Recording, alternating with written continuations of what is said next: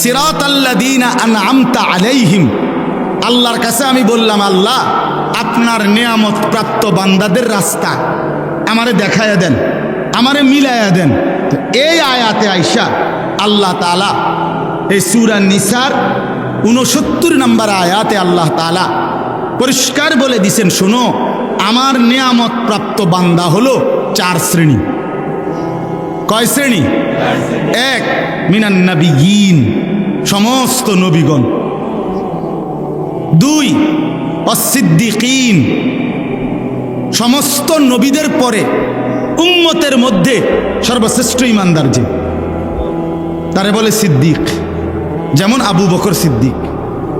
এজন্য মনে করেন ওই আদম আলাইহিস সালাম থেকে নিয়ে আমাদের নবী পর্যন্ত লাইন ধরছে, এরপরে উম্মতের লাইন, এরপরে নবীজির পিছনে উম্মতের প্রথম যে ব্যক্তি লাইনে দাঁড়াবে তিনি আবু বকর সিদ্দিক রাদিয়াল্লাহু তাআলা আনহু। এই সিদ্দিক মুহাদ্দিসিনে কেরাম, মুফাসসিরিনে কেরাম অনেকে বলেন সমস্ত সাহাবায়ে কেরাম সিদ্দিক। আল্লাহ তাআলা নবীদের পরে উনাদেরকে সবচেয়ে মর্যাদাবান করেছেন। তো আল্লাহ বলেন সমস্ত নবীগণ আমার নিয়ামত প্রাপ্ত বান্দা, সমস্ত সিদ্দিক যারা নবীদের পরে উম্মতের মধ্যে সর্বশ্রেষ্ঠ সিদ্দিক তাদেরকে বলে তারা আমার নিয়ামত প্রাপ্ত বান্দা। 3 নাম্বার অশুহাদা, সমস্ত শহীদগণ যারা আমার দ্বীনের জন্য জান বাজি রেখে নিজেদের কলিজার খুন জীবন দিয়ে দিছে, শহীদগণ। 4 নাম্বার সালিহিন, আমার নেককার বান্দা। কারা? প্রকাশ্যে এবং গোপনে, একাকী এবং সবার মাঝে, সর্বাবস্থায় যারা আল্লাহর হুকুম বিধান পালন করে তাদেরকে বলে সালিহিন, নেককার। ও মানুষের সামনে তেমনি জিমায় কুমায়, বুঝেন না কথা, তেমনি কারে মনোজন একারে বুজুর্গি বাইয়া ফুটতে আছে, কিন্তু একলা হইলে দিন মানে না, পূর্ণ শরীয়ত মানে না। সেটা আমিও হইতে পারি, যে হইতে পারি, এমন হইলে হবে না।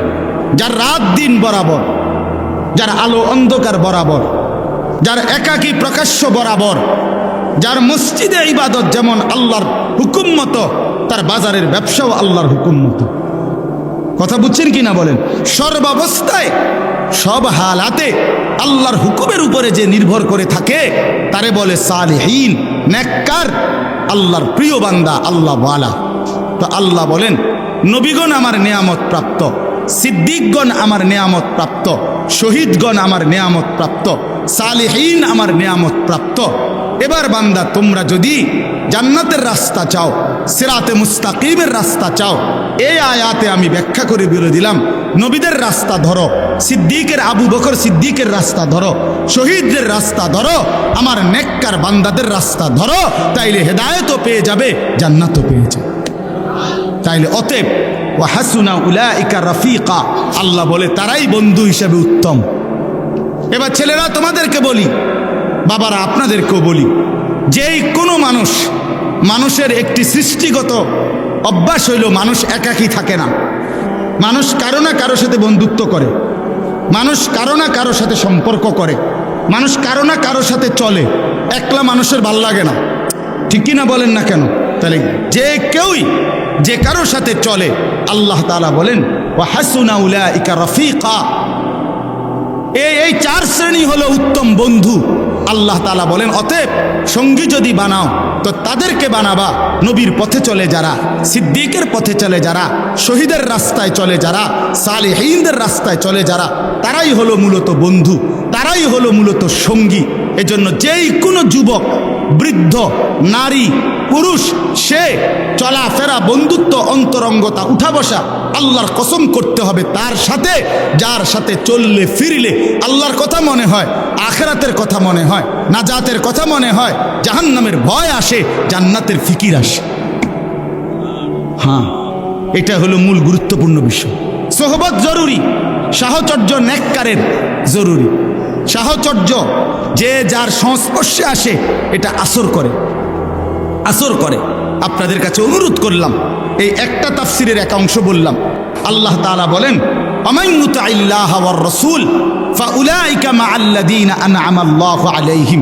এটার আরেকটা ব্যাখ্যা আমি বলতেছি, বাকি একটা বললাম যে ব্যক্তি সিরাতে মুস্তাকিম চায়, জান্নাতের রাস্তা চায়, তাকে নবীদের রাস্তায় চলতে হবে, সিদ্দিকের রাস্তায় চলতে হবে, শহীদদের রাস্তায় চলতে হবে, সালেহীন আল্লাহর নেক বান্দাদের রাস্তায় চলতে হবে। অতএব ছেলেরা, বাবারা, বিশেষ করে নওজোয়ান, আল্লাহর দোহাই তোমরা এমন বন্ধু বানায়ও না যে বন্ধু তোমারে একবারও আল্লাহর কথা বলে না। বিকাল 3টা বাজে আড্ডা দিতে শুরু করলা একসাথের বন্ধুরা, রাতের 11টা পর্যন্ত 8 ঘন্টায় ওই তোমারে আসর, মাগরিব, এশা 3 ওয়াক্ত নামাজের সময় চলে গেল, একটা বার তোমার এসে নামাজের কথা বললো না। তোমার সাথে একটা ছেলে, কারো মুখে একটা বার আল্লাহর নাম বের হলো না। আল্লাহর কসম, এরা বন্ধু না, এরা সরাসরি শয়তান, শয়তান, শয়তান। এগুলা এটা বন্ধু না, এটা শয়তান, ইবলিস। তুমি ইবলিস চিনো না? এই যে তোমার লগে আছে যে হইতে ইবলিস, ওইতে ইবলিস। তুমি শয়তান দেখছো না? এইতে শয়তান। এই যে তোমার উলঙ্গ ছবি দেখায়, যে তোমার নর্তকী দেখায়, তোমার মোবাইলের এমবি শেষ, এবার তার মোবাইল দিয়ে তোমার নারী দেখাইতেছে। হ্যাঁ, নারীর সন্ধান, মদের সন্ধান, জুয়ার সন্ধান, অসভ্যতার সন্ধান যে বলে দেয়, ওই বন্ধু না, ওই শয়তান। আজকে লক্ষ লক্ষ মুসলমানের যুবক বরবাদ হয়ে গেছে এই অসৎ বন্ধুর খপ্পরে পড়ে। সমবয়সী বন্ধু, এই দুষ্ট, এই শয়তান ভালো ঘরের ছেলে মেয়েটাকে নষ্ট করে দিছে। বাবাও ভালো ছিল, মাও ভালো ছিল, কিন্তু অসৎ বন্ধুর খপ্পরে পড়ে বেচারা শেষ, চরিত্রহীনের খপ্পরে পড়ে। নবী সাল্লাল্লাহু আলাইহি ওয়াসাল্লাম বলছেন, লা তুসাহিব ইল্লা মুমিনান, ইমানদার ছাড়া কাউকে বন্ধু বানায়ও না। কোরআন শরীফে আছে, নবীজিকে আল্লাহ বলছে, বন্ধু সকাল সন্ধ্যায় যারা আমি আল্লাহর বন্দিগি করে, আপনি কেবল নিজেকে তাদের সাথেই বেঁধে রাখেন। হ্যাঁ, ওয়াসবির নাফসাকা মাআল্লাযীনা ইয়াদউনা রাব্বাহুম বিল গাদাতি ওয়াল আশিয়্যি ইউরিদুনা ওয়াজহা। অতএব এই একটা প্রসঙ্গ শেষ করলাম, আরেকটা প্রসঙ্গ শুধু আছে। এই প্রসঙ্গটা তাহলে আপনাদের কাছে বুঝাইলাম। প্রথম আমি বলছি, মনোযোগের সাথে, আন্তরিকতার সাথে আল্লাহর কথা শুনবেন। মনে আসেনি এই কথাটা? এখন দ্বিতীয় কথা বললাম, চলাফেরা, উঠা বসা, আন্তরিকতা সম্পর্কের ক্ষেত্রে নেককারদের সঙ্গী হবেন। নেককারদের। হ্যাঁ, আমি আমার ড্রাইভার, একসাথে গাড়িতে চলি, কখনো আমি জিজ্ঞাসা করি নামাজ কোথায় পড়মু, কখনো আল্লাহর কসম ড্রাইভার জিজ্ঞাসা করে, হুজুর নামাজ কোথায় পড়মু। তো একজন আরেকজনকে কিসের কথা মনে করায়? নামাজের কথা মনে, আখিরাতের কথা মনে করায়। যারে ভাই তুমি এই মিথ্যাটা বললা কেন, তুমি এই অন্যায়টা করলা কেন? তাহলে এইটা হলো বন্ধু, যে তার বন্ধুকে আখিরাত আর পরকালের কথা স্মরণ করায় দেয়। এবার আসেন দ্বিতীয় শেষ অংশ। এই আয়াতের একটা চমৎকার আরেকটা তাফসীর আছে, সেটা হলো একজন কালো সাহাবী, হাবশী সাহাবী, নবীজির একদম কালো, খুব কালো সাহাবী। এই কালো একজন সাহাবী, একদিন ওনার একটা অভ্যাস ছিল, তাফসীরের মধ্যে আছে, উনি মাঝে মাঝে নবীজির সামনে আইসা বসতেন, নবীজির চেহারা মোবারকের দিকে তাকাইতেন, একটু পরে উঠতে চলে যাইতেন। তো একদিন নিরিবিলি একাকী পাইয়া নবীজি সাল্লাল্লাহু আলাইহি সাল্লামকে এই হাবশী সাহাবী একটা কথা জিজ্ঞেস করছে, ইয়া রাসূলুল্লাহ, আমার একটা কথা আছে। বললে বলো। তো এই হাবশী কালো সাহাবী বলতেছেন, ইয়া রাসূলুল্লাহ সাল্লাল্লাহু আলাইহি ওয়াসাল্লাম, আমার জানার বিষয়টা হইল, আপনাকে আল্লাহ তাআলা যে বাহ্যিক সৌন্দর্য দান করেছেন, আপনি সর্বশ্রেষ্ঠ সুন্দর, আর আমি একেবারে কালো।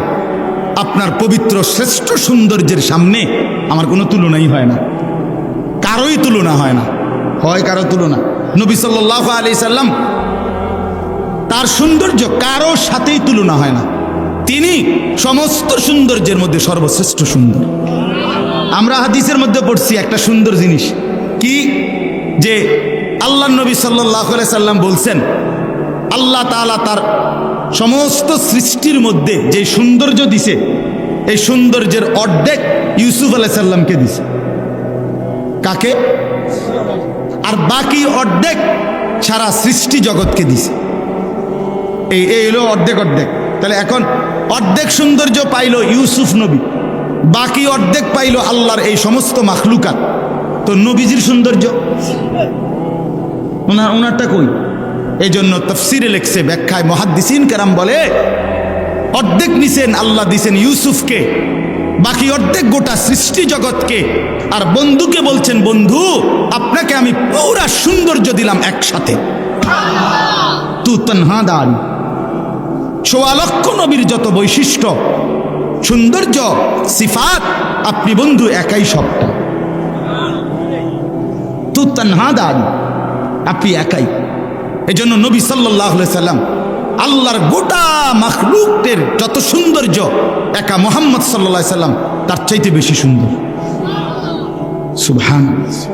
তো ওনার সাথে এই হাবশি গোলাম বলেন, সাহাবী বলেন, আপনার সৌন্দর্যের সাথে নবী আমার কোনো তুলনাই হয় না। ২ নাম্বার, আভ্যন্তরীণ গুণ। এটা তো বাহ্যিক সৌন্দর্য। অন্তরের যে গুণাবলী, ঈমান, ইলম, হিকমত, তাকওয়া, সবর, ইয়াকিন, এই জাতীয় উত্তম যত গুণাবলী, আল্লাহর চাওয়া, সেগুলো আপনার সর্বশ্রেষ্ঠ। নবীজির ঈমানের চাইতে বেশি কার হবে? ও বলেন না কেন? নবীজির তাকওয়ার চাইতে বেশি কার হবে? নবীজির সবরের চাইতে বেশি কার হবে? না। তাহলে আভ্যন্তরীণ যত গুণাবলী, এগুলো তো আপনি সর্বশ্রেষ্ঠ, আপনার সাথে আমার কোনো তুলনা নাই।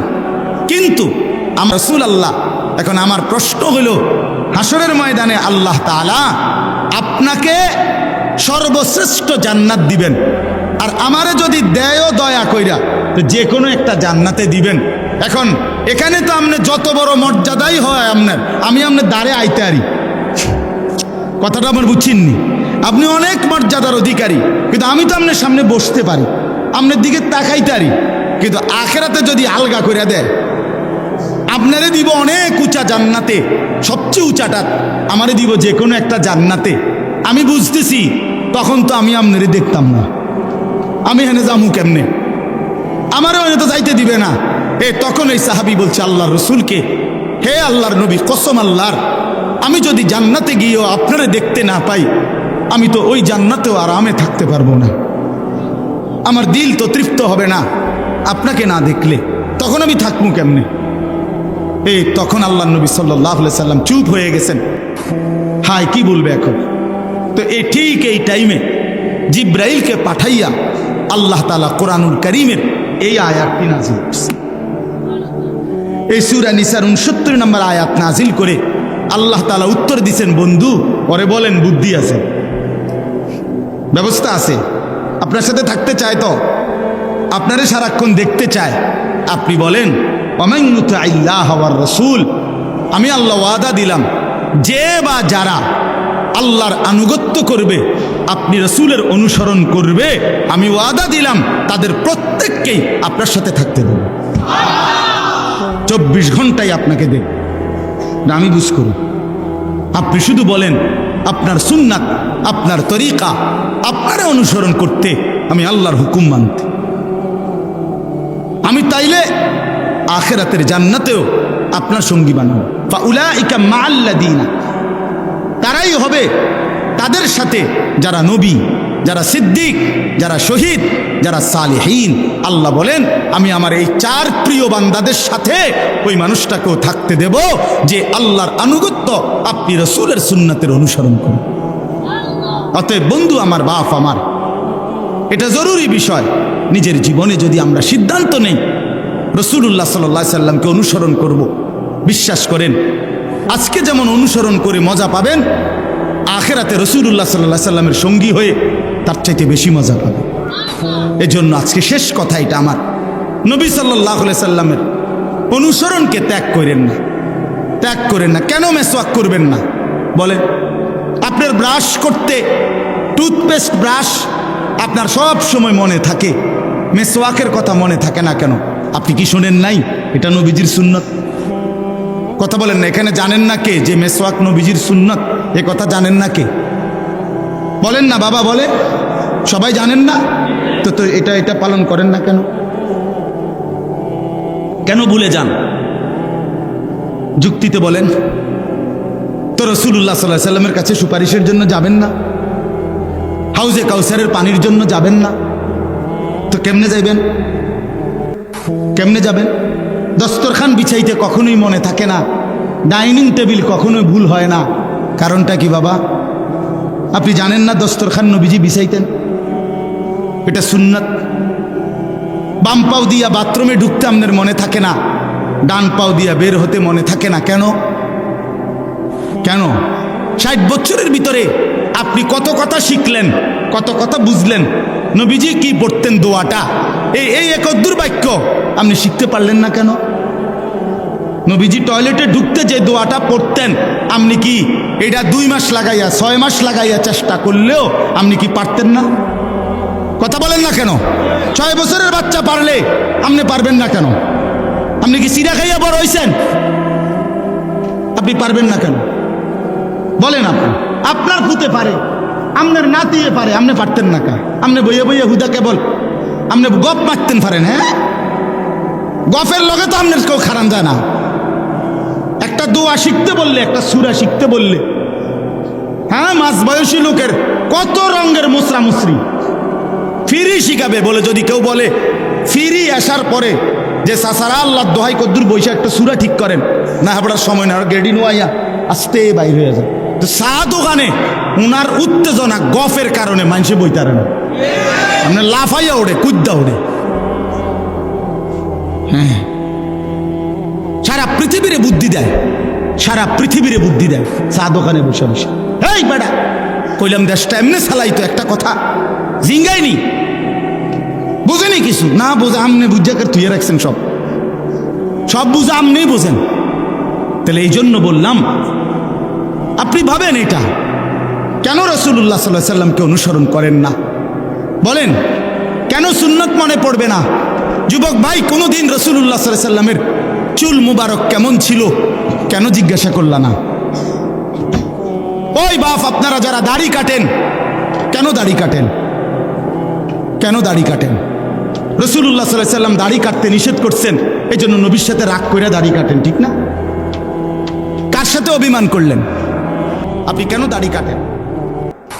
পৃথিবীর কোন গবেষণা, আমি চ্যালেঞ্জ করলাম আজকে আপনাদের এই মাসুম, আমি যার কারণে এই মাহফিলে আসছি, আপনাদের এলাকার ছেলে মাওলানা মাসুম, আমার একদম কলজার টুকরা সে। আমি তার এই দুনিয়াতে যে কয়জনকে আমি সবচেয়ে বেশি পছন্দ করি, ওই আমার এমন একজন। আমার যেই মাদ্রাসা কুমিল্লা ক্যান্টনমেন্ট ময়নামতি সাহেবের বাজার, 450 মতো ছাত্র আছে আলহামদুলিল্লাহ, 30 জন স্টাফ, শিক্ষক কর্মচারী। আমার এই পুরা মাদ্রাসাটা রাত দিন যে চালায়, সব কিছু যার হাতে, এই আপনাদের এই ছেলে মাওলানা মাসুম। তার বাবার নাম কি? শামসুল হক, ইন্তেকাল করছেন। আমি তার বাবার জানাজা তো আসছিলাম। ওরে আমি অনেক বেশি মহব্বত করি, ওর কারণে এখানে আসছি, আরও আগেও আসছি, আপনাদের এই মসজিদে আমি নামাজ পড়ছি। তো এই জন্য বললাম আপনাদের কাছে, বুঝতে শিখেন আপনি কেন দাড়ি কাটলেন। এই পৃথিবীর গোটা পৃথিবীর চ্যালেঞ্জ, পৃথিবীর কোনো দার্শনিক, গবেষক, পণ্ডিত, বুদ্ধিজীবী, আরে মিয়া কোনো হিন্দু, বৌদ্ধ, ইহুদি, খ্রিস্টান, নাস্তিক, মুরতাদ, গবেষক, সারা পৃথিবীর এমন একজনও নাই যে প্রমাণ করতে পারছে। আজকের এই দিনে আমি চ্যালেঞ্জ করলাম যে দাড়িওয়ালা মানুষের চাইতে দাড়িবিহীন চেহারা বেশি সুন্দর। এটা কোন যুক্তিতে প্রমাণিত হয়েছে?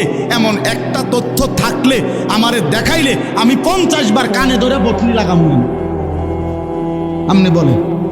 অথবা শারীরিক, মানসিক এবং বিজ্ঞানসম্মতভাবে, চিকিৎসাগতভাবে দাড়ি কাটলে কোনো উপকার আছে, কোনো বৈশিষ্ট্য আছে যে এতে করে ডায়াবেটিস কমে যায়, এতে করে গ্যাস্ট্রিক হয় না, এতে করে পেটে ব্যথা করে না, এরকম কোনো উপকার দাড়ি কাটার পৃথিবীতে যদি প্রমাণিত হয়, আপনারে চ্যালেঞ্জ করলাম, বলেন কি উপকার প্রমাণিত হয়েছে? হ্যাঁ, আগে কইছে যে আপনি বলে, হ্যাঁ আপনারা কেউ বুদ্ধি দিছে দাড়ি রাখলে বালা বউ পাইতা না, না আমরা বইয়ে বইয়ে সিরিয়া না সবাই, আপনি না খেল বালা বউ পাইছেন, আমরা হুজুররা বসে বসে আপনি কি বনে না খাই হুদা, কি বলেন আপনি এগুলো? এই সমস্ত বাজে কথার কোনো অর্থ আছে কি? বলেন না কেন? শয়তানের ধোঁকা ছাড়া আর কিচ্ছু না। নফসের ধোঁকা ছাড়া আর কিচ্ছু না। কেন ছেড়ে দিবেন আল্লাহর নবীর সুন্নাত? হাসরের ময়দানে কেমনে দাঁড়াইবেন বাপ? নবীজি সাল্লাল্লাহু আলাইহি সাল্লাম জিজ্ঞেস করবে, উম্মত 23টা বছরে আমি তোর কাছে ইসলাম বুঝাবার জন্য পিঠটা ঝাঁঝরা করে ফেলেছি তায়েফের পাথরের আঘাতে। আমি পেটে 2টা পাথর বাঁধছি ক্ষুধার কষ্টে। আমি দান দান শহীদ করেছি উহুদের ময়দানে। আমার এত কষ্ট, এত রক্ত, আমার এত চোখের পানি, আমার দিবারাত্রির এত কান্না, বিনিময়ে তুমি এটা কি নিয়ে আসলা? তখন কি বলবেন? কি বলবেন বাবা? এজন্য চলেন এই 2 কথা বলছি, 3 কথা মোট আমি বলছি। 1 নম্বর কথা হলো আল্লাহর কথা। হুজুর ইনশাআল্লাহ এখন বয়ান করবেন, আপনারা এদিকে ফিরে বইবেন, ঠিক না? এতক্ষণ তো এদিকে ফিরে আসিলেন, এখন ওইদিকে ফিরে বইবেন, তাহলে তো মনোযোগ বোঝা যাবে, ঠিক না? কথা বলেন না কেন? হ্যাঁ, অতএব মেহেরবানি করে দয়া করে প্রত্যেকে ইনশাআল্লাহ আন্তরিকতার সাথে